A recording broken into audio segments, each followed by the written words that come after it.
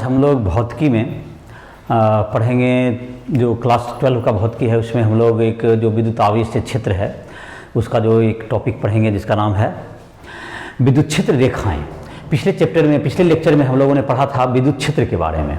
आज पढ़ेंगे विद्युत क्षेत्र रेखाएं, electric field lines.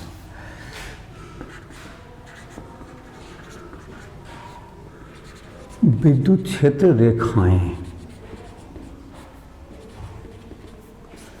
Electric field lines.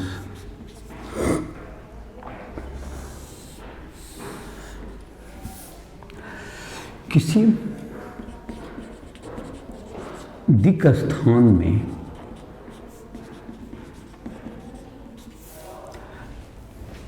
विद्युत क्षेत्र को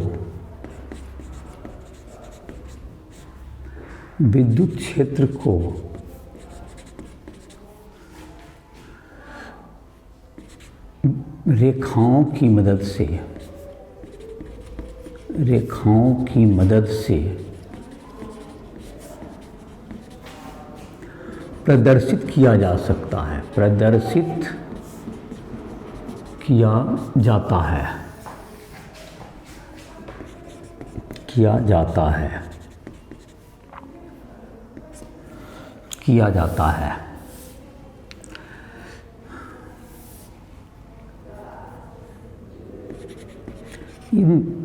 इन रेखाओं के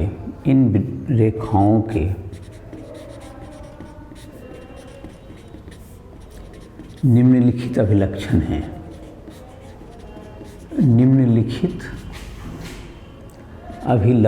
हैं। जैसे पॉइंट वाइज ही देख लेते हैं हम लोग। तो विद्युत क्षेत्र रेखाएं के बारे में है कि ये रेखाएं धन आवेश से निकल करके अनंत तक जाती है और ऋण आवेश में से के लिए अनंत से निकलकर उसमें समाती है। धन आवेश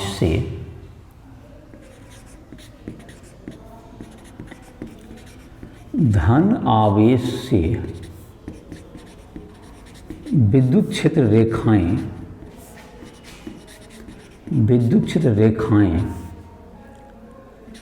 बाहर निकलती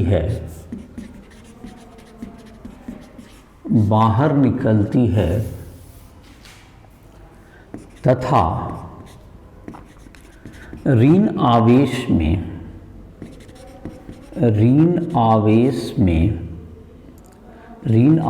के लिए ये रेखाएं अनंत से निकलकर उस पर अंत होती है। जैसे कि एक आवेश यहाँ पर दिखा दें। जैसे देखो धन आवेश है, तुमको ये धन आवेश है, तो इसके क्या होगा, रेखा तुमको बाहर की तरफ जाएगा। इस पे धन आवेश पर बाहर की ओर जाएगा, जैसे आगे ऐसा हो गया तुम्हें। और ऋण आवेश जो होगा इसमें अंदर की ओर प्रवेश कर, अनंत से आकर के अंदर की ओर जा रहा है, ऐसा प्रतीत हो रहा है ये। इसमें इससे निकल करके अनंत की ओर जा रहा है। दूसरा नंबर, ये पहला हो गया। दूसरा नंबर तुम्हें को है विद्युत क्षेत्र रेखाओं की संख्या। विद्युत क्षेत्र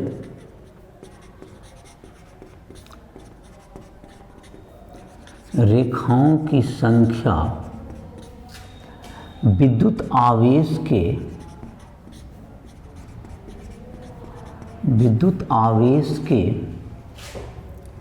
समानुपाती होती है।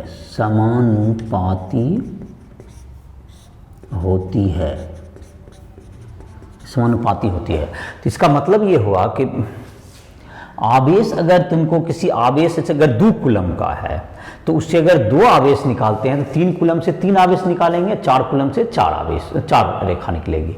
जैसे ये अगर +2 कूलम है, अगर इसी को चित्र में प्रदर्शित किया जाए, ये +2 कूलम है, ये 2 कूलम है ये, तो इससे जो है 2 रेखा अगर आपने निकाला इधर की ओर तो अगर ये -3 कूलम है तो इसमें 3 रेखा प्रवेश करता हुआ दिखाएंगे, तो ये तुमको -3 कूलम हो गया।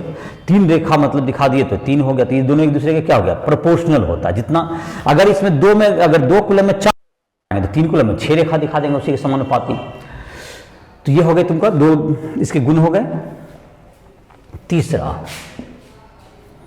तीसरा नंबर कह सकते हैं आप, विद्युत क्षेत्र रेखाएं, विद्युत क्षेत्र रेखाओं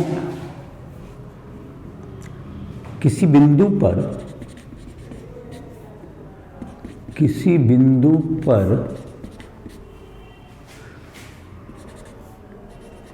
इकाई अभिलंब क्षेत्र में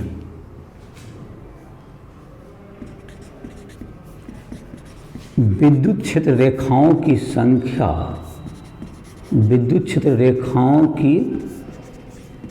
संख्या उस बिंदु पर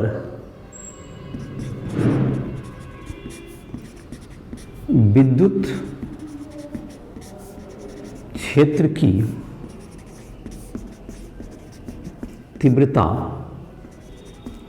को बताती है, जिसका विद्युत क्षेत्र का मान कितना है उसको बताएगा। तो जैसे कि मान लेते हैं कि अगर हम लोग बड़ा, तो ये जो तुम्हारा होता है क्षेत्र जो है ई समानुपाती, जैसे तुमको अगर एक बंद, जैसे कि ये आवेश लिए तो क्षेत्र रेखाएं जैसे यहां से यहां निकल रही है, सब तरफ से क्षेत्र रेखाएं निकल रही है। तो इसमें जो कि है, अगर हम लोग यहाँ पर देखें तो इस जगह पर अगर हम लोग इकाई क्षेत्रफल पर निकालना चाहें तो रेखाओं की संख्या जो भी है, तो रेखाओं की संख्या तो वही रहेगी यहाँ के लिए भी, और अगर पूरा ले लिए, मान तो क्षेत्रफल इतना लेंगे और इकाई क्षेत्रफल निकालना है तो उसको क्या कर देंगे, इसको हम लोग क्षेत्रफल से भाग कर देंगे 4πr² से, और फिर जैसे यहाँ के लिए निकालना हो इस बिंदु पर, इससे इतनी दूरी पर, तो इसमें जो क्षेत्रफल लेंगे इकाई दूरी सब तरह से बराबर ही होगा। तो इसका क्या होगा, यहाँ की दूरी ज्यादा है, अगर बढ़ गया दूरी तो यहाँ का क्या होगा तुम्हारा ई समानुपाती क्या जाएगा, इसमें 4πr1², इसमें 4πr2² से भाग लेगा, और रेखाओं की संख्या तो बराबर है। तो इससे पता यह भी चलता है ई समानुपाती क्या हो जाएगा, तब तुम्हारा ई समानुपाती 1/r² के होगा, क्योंकि क्षेत्रफल जो होता है ये 4πr² के बराबर होता है। तो ये तीव्रता इसके समानुपाती होगी। इससे तीव्रता का पता चलता है, क्योंकि रेखाओं की संख्या जो कि है वो तो समान है, लेकिन क्षेत्रफल जो तुम्हारा है वह बढ़ रहा है, जैसे जैसे दूरी बढ़ रहा है। तो इस प्रकार से क्या होगा तुमको, ये इसी के अनुसार से उसकी तीव्रता क्या होगी, परिवर्तित होती है। अर्थात ई तो किसके 1/r² के समानुपाती है। तो आप ऐसे कि पूरा बंद क्षेत्रफल निकाल के इसलिए दिखाया क्योंकि उसका क्षेत्रफल पता चलेगा। आप किसी छोटे क्षेत्रफल पर भी इस बात को आप कर सकते हैं। और दूसरा, अगर आकृति हुआ जो कि अगर मतलब कि रेखा नहीं होकर वक्र हुआ तो वो क्या हो सकता है, तो इसमें तुमको पूरा निकालने में भी क्षेत्रफल दिक्कत होगा। यहाँ तो अगर रेखा थी तो अगर जो हमने लिया क्षेत्रफल ले लिया, पूरा घेर दिया, तो उसके अनुसार से यह बात पता चलता। तो नियम तो सब में लागू होगा। चौथा गुण देख सकते हैं। चौथा है तुमको किसी बिंदु पर विद्युत क्षेत्र रेखाओं पर खींचा गया, विद्युत क्षेत्र रेखाओं पर खींची गई स्पर्श रेखाओं पर खींची गई स्पर्श रेखा विद्युत क्षेत्र की दिशा बताती है, विद्युत क्षेत्र की दिशा को बताती है, विद्युत क्षेत्र की दिशा को बताती है, इसकी दिशा को बताती है। तो ये जो तुम्हारा हो गया, ये तुमको क्या बताएगा, विद्युत क्षेत्र की दिशा को बताएगा। जैसे कि हो गया तुम्हें, जैसे कि मान लेते हैं अगर तुमको एक नहीं दो आवेश का आप खींचते हैं, जैसे कि प्लस है आवेश और इसके बगल में माइनस आवेश रखा हुआ है। ये दोनों है कि ये एक दूसरे से अनंत दूरी पर है, ये मतलब अलग है। अब यहाँ पर ये दोनों एक दूसरे के करीब है, तो इसमें क्या होगा, इसमें क्षेत्र रेखाएं हैं, इससे निकल करके इसमें जाएंगे, इस तरह से होगी। तो इसमें क्षेत्र रेखाएं दिखाना चाहेंगे, अगर बराबर है दोनों तो इस तरह से इसमें जाएगी और इसमें आएगी। तो ये तुमको आता हुआ इसमें दिखेगा, इसमें चाहेंगे तो इससे बाहर जाता हुआ दिखाइए। तो ये तुम्हारा इस ढंग से विद्युत क्षेत्र रहेगा। तो किसी भी बिंदु पर स्पर्श रेखा अगर ड्रॉ करें तो स्पर्श रेखा, जैसे इसमें तीर इसलिए दिया जाता है तीर की ओर, जिससे कि स्पर्श रेखा का डायरेक्शन निकाल सके। जैसे यहाँ पर अगर चाहिए तो यहाँ पर स्पर्श रेखा इधर की ओर है, तो ये विद्युत क्षेत्र रेखा की विद्युत क्षेत्र की दिशा इधर की ओर होगी, और ये तुमको इधर की ओर है तो ये तुमको इधर की ओर होगी, विद्युत क्षेत्र की दिशा होगी।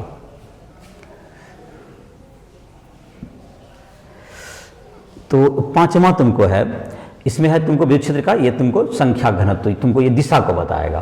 पांचवा तुमको है विद्युत क्षेत्र रेखाएं कभी एक दूसरे को काटती नहीं है। विद्युत क्षेत्र रेखाएं यहाँ पर लिख देते हैं, थोड़ा सा जगह है यहाँ पर काफ़ी। पांचवा, विद्युत क्षेत्र रेखाएं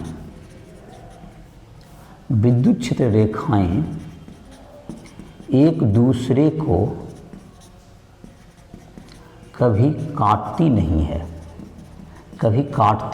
है, क्योंकि अगर काटेगा, देखो जैसे यहाँ पर है, काटती नहीं है का मतलब ये हुआ जैसे कि एक यहाँ पर से रेखा जा रही है और एक मानते यहाँ से, अगर ये यहाँ पर है इस ढंग से काटते हुए निकल जाता एक इधर से, तो एक ही बिंदु पर दो स्पर्श रेखा, एक इधर खिंचा जाता एक इधर खिंचा जाता, तो ऐसा नहीं होता, ये क्या होगा, गलत होगा।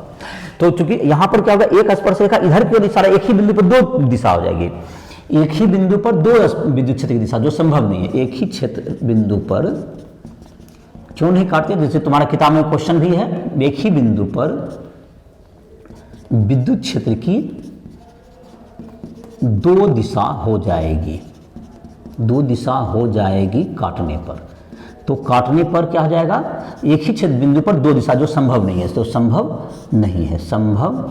नहीं है, इसलिए क्या होगा, ये नहीं काटती है। तो ये तुमको मतलब कि ये समझा दिया इसका। तो विद्युत क्षेत्र का तुमको ये परिमाण भी बता सकता है, क्षेत्र रेखाओं का घनत्व जो होगा, जितना ज़्यादा होगा इकाई क्षेत्रफल पर उतना अधिक उसका घनत्व होता है। और जो कि तुम्हारा होगा, अगर ये जो है तुमको ये जो आवेश है तुमको सब अपना क्या है, अलग है, आइसोलेटेड है, मतलब आइसोलेटेड धन आवेश हो गया। ये आइसोलेटेड मतलब सबकी एक, ये दोनों अनंत अलग अलग जगह पर है, और ये जब दोनों जब करीब है। और इसी प्रकार जैसे दोनों धन आवेश के कारण खाली निकालना चाहेंगे, अगर सिर्फ धन आवेश के कारण अगर रहे दोनों तरफ, जैसे धन और ऋण का जैसे खींचे, तो इससे एक से निकल कर किस में जा रहा है, दूसरे में जा रहा है। और अगर हम लोग चाहें इसको कि धन आवेश, तो कैसे कैसे विद्युत क्षेत्र रेखा हुआ, इसको प्रदर्शित करने के लिए सबसे पहले माइकल फैराडे ने इसका मदद लिया था। विद्युत रेखाओं को प्लॉट करने का श्रेय उन्हीं को जाता है। तो धन आवेश से क्या होता है, बाहर की ओर निकलती है, ऋण आवेश में अंदर की ओर प्रवेश करती है। उसकी रेखाओं की संख्या जो होती है आवेश के समानुपाती होती है। अगर 2 कूलम से 2 आवेश निकलेगा तो 3 कूलम से 3 निकलेगा, अगर धनात्मक है या तो माइनस है तो 3 आवेश प्रवेश करेगा।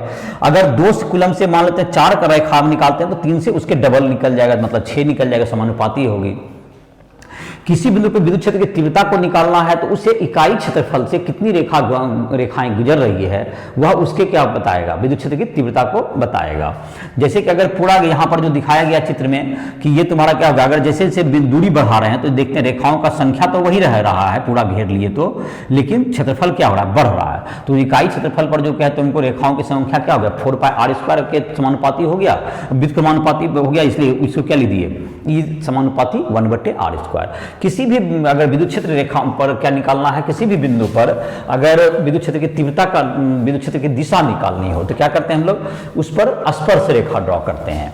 और धन आवेश जब दोनों साइड रहेगा, जिसका कि तुम्हारे किताब में भी खींचा हुआ है, उसको दिखा देते हैं एनसीईआरटी बुक में।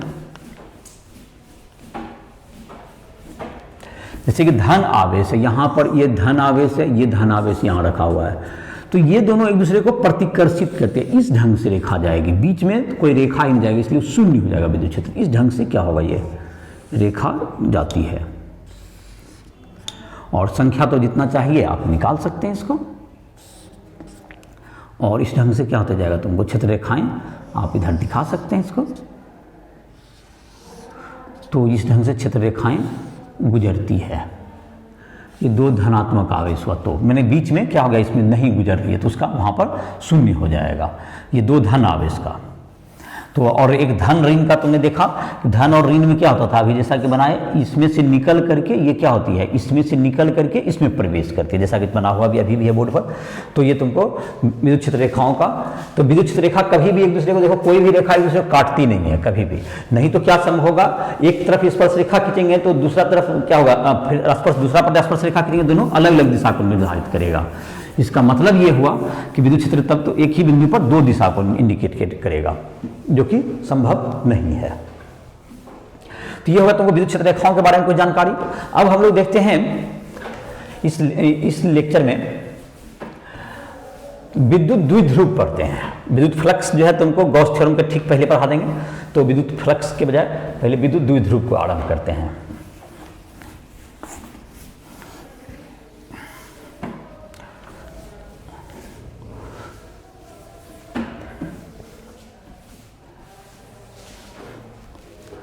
तो विद्युतीय द्विध्रुव,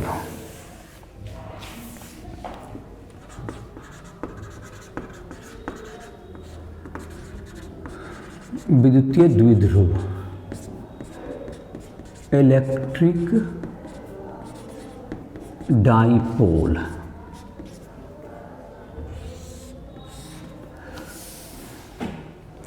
जब दो बराबर एवं विपरीत आवेश, जब दो बराबर एवं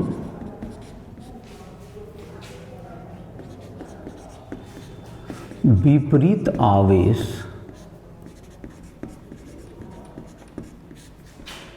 एक दूसरे से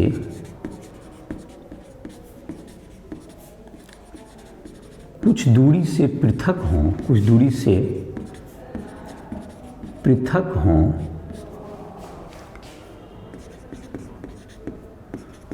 तो वे द्विध्रुव का निर्माण करते हैं, द्विध्रुव का निर्माण करते हैं।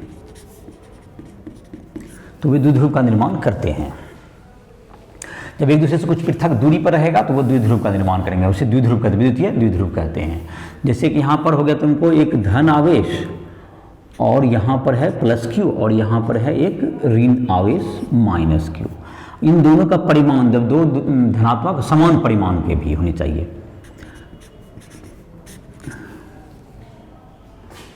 एक दूसरे से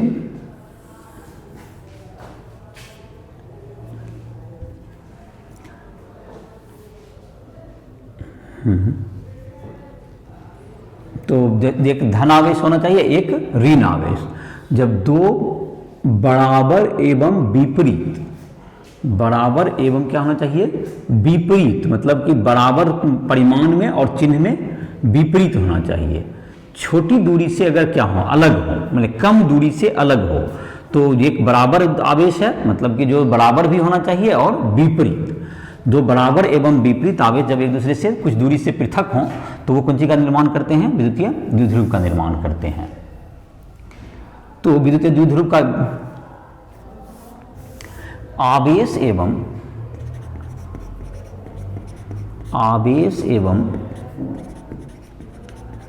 उनके बीच की दूरी का गुणनफल उस द्विध्रुव आघूर्ण कहलाता है, द्विध्रुव आघूर्ण कहलाता है, द्विध्रुव आघूर्ण कहलाता है। P बराबर क्यू डी, द्विध्रुव आघूर्ण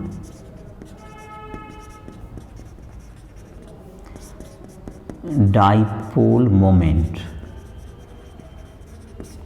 P बराबर क्यू डी। तो यह क्या है तुमको, P बराबर क्यू डी, यह एक सदिश राशि है।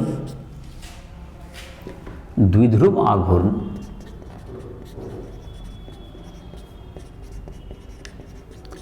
एक सदिश राशि है, सदिश राशि है जिसकी दिशा ऋण आवेश से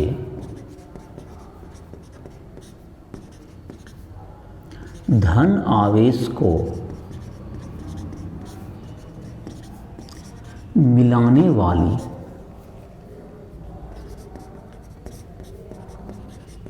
मिलाने वाली रेखा के अनुदिश ली जाती है। तो इसका दिशा जैसे कि अगर तुमको लिया जाए, जैसे कि ये तुम्हारा माइनस क्यू आवेश है और ये अगर प्लस क्यू आवेश है, दोनों के बीच में दूरी अगर डी है, तो ये जो P बराबर क्या होगा क्यू डी, तो इसकी दिशा इसको इस रेखा के अनुदिश होगी। इसको अक्ष भी कहते हैं।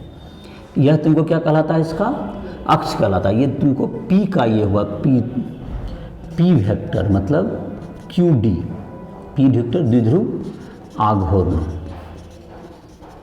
द्विध्रुव आघूर्ण का दिशा हो गया ये। और दोनों रेखाओं को जो ज्वाइन करते हैं उसको हम द्विध्रुव का अक्ष कहते हैं।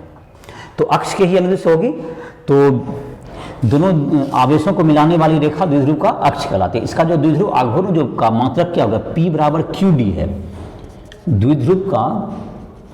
द्विध्रुव आघूर्ण का SI मात्रक कूलम्ब मीटर है। कूलम्ब हो गया और मीटर होता है। तो ये तुम्हारा हो गया SI मात्रक हो गया कूलम्ब मीटर। और जहाँ तक कि तुमको आवेश का जो तुम कह रहा है मात्रक हो गया कूलम्ब और दूरी का मीटर, आप जानते ही हो, तो ये कूलम्ब मीटर हो गया। और आवेश द्विध्रुव का निर्माण में क्या होता है? द्विध्रुव जो कि दोनों रेखाओं को मिलाने वाली जो रेखा होती है, दोनों आवेशों को द्विध्रुव के दोनों रेखाओं का, इसको तो खैर ये तुम द्विध्रुव आघूर्ण हो गई। तो अब है तुमको द्विध्रुव के कारण किसी बिंदु पर विद्युत क्षेत्र ज्ञात करना है। तो कैसे ज्ञात करेंगे? हम लोग उसको बना लेते हैं, तो इसको मिटा देते हैं। द्विध्रुव के कारण, विद्युतीय द्विध्रुव के कारण क्या करना है हमको? तो इसमें एक विद्युत द्विध्रुव का परिभाषा क्या हुआ? जब दो बराबर एवं विपरीत आवेश जब एक दूसरे से कुछ दूरी से पृथक रहते हैं तो वो क्या चीज का निर्माण करेंगे? विद्युतीय द्विध्रुव का निर्माण करते हैं। विद्युतीय द्विध्रुव का निर्माण करेंगे।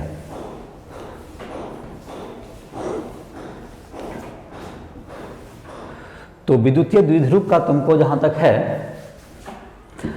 विद्युतीय द्विध्रुव का जहां तक सार्थकता, भौतिक सार्थकता की बात है, तो अणु जो होते हैं उसमें क्या होते हैं? जिस अणु में विद्युत ध्रुव पाए जाते हैं वो क्या होते हैं? ध्रुवंता होते हैं। जैसे रासायनिक बंधन में देखा होगा, क्लास 11 में भी द्विध्रुव आघूर्ण दिया होता है रासायनिक बंधन में भी। तो जिस अणु में तुमको क्या होते हैं? द्विध्रुव पाए जाते हैं, वे अणु जो है तुमको उसमें वो क्या होते हैं? तुमको उसमें तुमको विद्युत, जिस अणु में विद्युत द्विध्रुव आघूर्ण का परिमाण कुछ शून्य नहीं होगा, वे ध्रुवीय अणु कहलाते हैं। और जिसमें कि द्विध्रुव आघूर्ण का कुछ परिणाम होगा, तो जब परिमाण शून्य हो जाएगा तो वो अध्रुवीय हो जाएंगे। और जिसमें परिमाण बचेगा द्विध्रुव आघूर्ण का तो वो होगा ध्रुवीय अणु, और जिसमें परिमाण शून्य हो जाएगा वो हो जाएगा अध्रुवीय अणु। तो इस प्रकार से दो तरह के अणु हो गए सहसंयोजक यौगिक में भी। और एक तो आयनिक होती है, आयनिक में तो प्लस और माइनस आवेश रहता ही है, तो वो ध्रुवीय अणु ही होते हैं, उसमें ध्रुवंता होती है। तो द्विध्रुव आघूर्ण जो है अणु के ध्रुवंता का क्या करता है? ये इसकी भौतिक सार्थकता, द्विध्रुव की भौतिक सार्थकता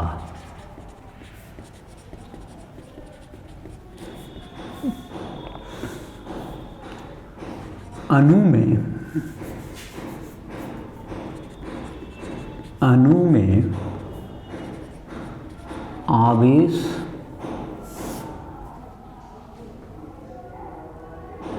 के स्थानांतरण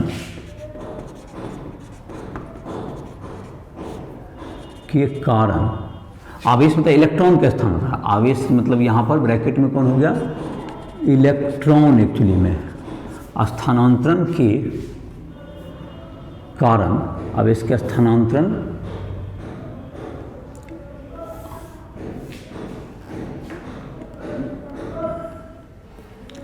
अणु में आवेश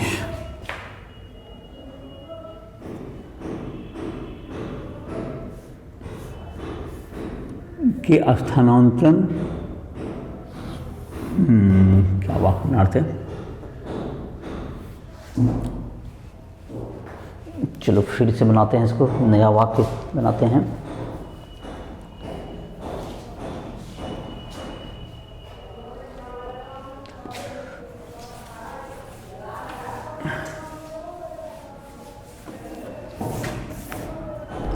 विद्युत क्षेत्र का,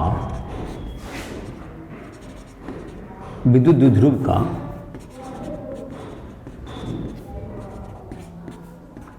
की भौतिक सार्थकता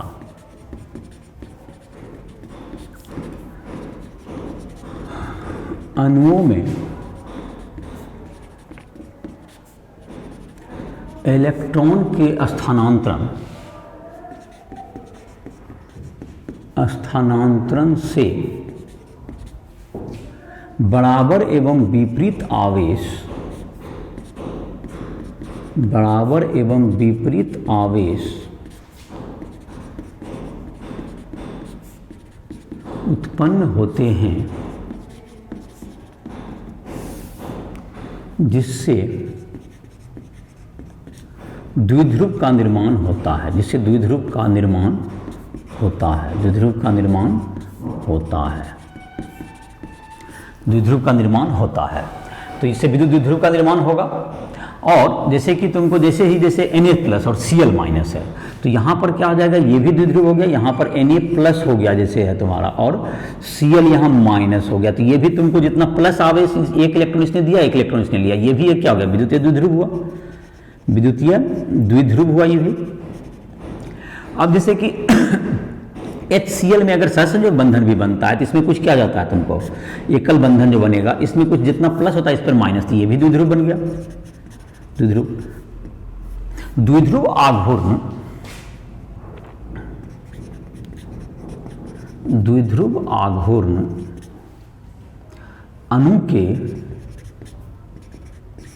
अणु की ध्रुवणता को बताती है, को बताती है कितना ये ध्रुवीयता, ध्रुवीकरण कितना होता है। जैसे कि अगर तुमको CO2 है तो इसका जो तुम्हारा C जैसे है यहाँ पर CO2 में इधर की तरफ इस ढंग से बनता है, तो इसका जो है तुमको जितना यहाँ पर प्लस आएगा उतना इन दोनों पर क्या आ गया, माइनस आ गया। तो माइनस का दोनों का केंद्र और प्लस का केंद्र दोनों तो बस 0 दूरी पर है, इसका दूसरा आघूर्ण क्या हो गया, माइनस का, यहाँ प्लस का केंद्र तो यहीं पर है और माइनस का केंद्र कहाँ पर आ गया, दोनों का माइनस का जो केंद्र करेंगे दोनों का तो बराबर दूरी पर है, तो इसका केंद्र यहीं पर हो गया, तो दोनों का केंद्र क्या हो गया, तुमको 0 दूरी पर हो गया। तो इसलिए द्विध्रुव आघूर्ण क्या आ जाएगा, इसका द्विध्रुव आघूर्ण शून्य होगा, द्विध्रुव आघूर्ण शून्य, तो अध्रुवीय हो गया, ये अणु में कोई ध्रुवणता ही नहीं है, अध्रुवीय अणु हो गया ये अध्रुवीय अणु हो गया। लेकिन यही बात जब जल का आकृति होता है, जल में इस ढंग से आकृति होने के कारण ये क्या होगा तुमको, इसमें जल में H इधर है, H इधर है, तो इसमें प्लस होता है, इसमें भी कुछ क्या है, इसकी विद्युतता कम है, इसमें ज़्यादा है, इसके ऑक्सीजन की माइनस होगी। तो उस आधार पर इसका देखेंगे केंद्र, प्लस वाला का केंद्र तुमको कुछ यहाँ आ जाएगा और माइनस वाला का केंद्र क्या होगा, यहाँ है, तो दोनों के बीच में क्या होगा, दूरी हो गई, तो इसमें द्विध्रुव आघूर्ण क्या होगा, बनेगा। यहाँ से यहाँ तक की दूरी का गुणनफल करेंगे और आवेश अगर तुम्हारा जितना होगा उसको करेंगे तो क्या हो जाएगा तुम्हारा, तो इसमें ध्रुवीय अणु हो गया ये ध्रुवीय अणु, चूंकि द्विध्रुव आघूर्ण इसका शून्य नहीं हो पाएगा। तो इस प्रकार से क्या कर सकते हैं हम लोग कि द्विध्रुव का तुमको ये भौतिक सार्थकता अणु में इसके जो आवेश है उसके आधार पर तय होता है। तो अगले लेक्चर में हम लोग द्विध्रुव के कारण जो अक्षीय बिंदु, जो कि दोनों ध्रुव के दोनों आवेश को मिलाने वाली रेखा के अनुदिश, जो कि किसका परिमाण कितना होगा विद्युत क्षेत्र का, उसके लंबवत जो कि विषुवतीय रेखा कहते हैं, मतलब कि द्विध्रुव जैसे कि यहाँ पर है माइनस और प्लस, इससे कुछ दूरी पर अगर रख दिया जाए, इस अक्ष पर कोई बिंदु होगा तो उस पर विद्युत क्षेत्र कितना होगा, उसके लंब समद्विभाजक पर रख दें तो विद्युत क्षेत्र कितना होगा, इन दोनों के बारे में हम लोग अगले लेक्चर में इसको पढ़ेंगे। और फिर जो बचेगा तो विद्युतीय फ्लक्स बचा हुआ जो कि पहले टॉपिक था किताब में, लेकिन उसको बाद में पढ़ाएंगे, जस्ट बाद पढ़ा देंगे द्विध्रुव के बाद। और तब फिर एक नया टॉपिक हम लोग पढ़ेंगे जिसको कि इस चैप्टर का बहुत ही इंपॉर्टेंट थ्योरम है जिसको हम कहते हैं गॉस थ्योरम। तो देखते हैं इसको। तो अब जो भी तुमको जैसे विद्युतीय क्षेत्र रेखाएं ये सब पढ़ा, इसका थ्योरी है, इसका क्वेश्चन भी जो विद्युत क्षेत्र बताए थे, कूलम का नियम का जो बल का जो है उसका जो क्वेश्चन वगैरह है उसको न्यूमेरिकल तुम एनसीईआरटी बुक से भी बना सकते हो। किसी चीज़ को समझने में दिक्कत हो, कोई भी टॉपिक को समझने में दिक्कत हो, राइट लैब के माध्यम से हमसे पर्सनली भी कांटेक्ट कर सकते हो, चाहे लाइव क्लास ज्वाइन कर सकते हो जिसमें हिंदी इंग्लिश दोनों मीडियम में जिसको नोट्स चाहिए जिस ढंग से वो नोट्स भी लिख सकते हो। उसमें इंजीनियरिंग मेडिकल की तैयारी करनी हो तो उसके लिए क्वेश्चन भी बना सकते हो, उस पर आकर के उस पर जो जहाँ भी दिक्कत है क्वेश्चन को हल करने में उसके वीडियोज़ भी मिल जाएंगे सारे चैप्टर्स के। तो इसके साथ जो है तुमको इस लेक्चर को समाप्त करें इसी जानकारी के साथ, और तुम नेक्स्ट वीडियो में इसका आगे की पढ़ाई होगी। तो